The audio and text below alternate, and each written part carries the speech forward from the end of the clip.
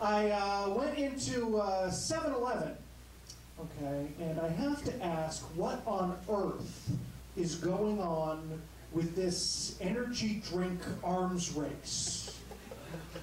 It's like, the first time I had an 8.3 ounce can of my favorite energy drink, my initial thought was, I don't need any more.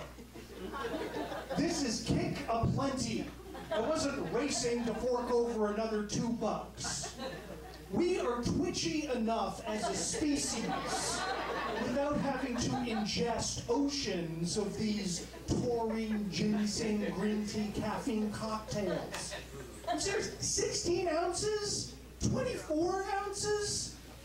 I don't know about anyone else, but when I go to buy an energy drink, I'm only looking to get the human dose.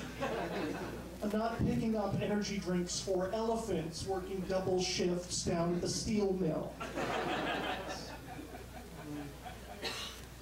I went into Costco, speaking of large portions and quantities, and I love Costco.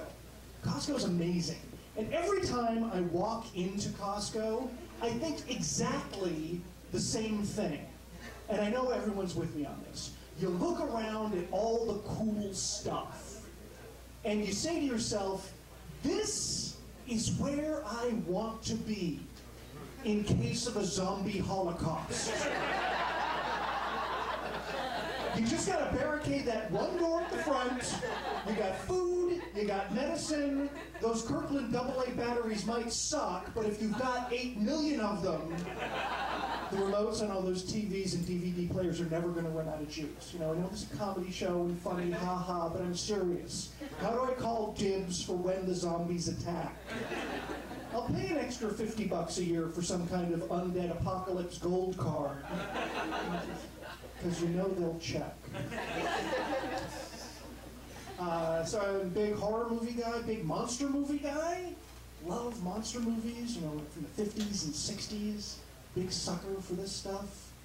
And I'll tell you, I've noticed a fundamental difference between American monster movies and Japanese monster movies. In an American monster movie, you'll get a character like a credible, respectable fighter pilot, okay? And he'll discover a monster, and no matter how much evidence he brings back to the base with him, no one ever believes him.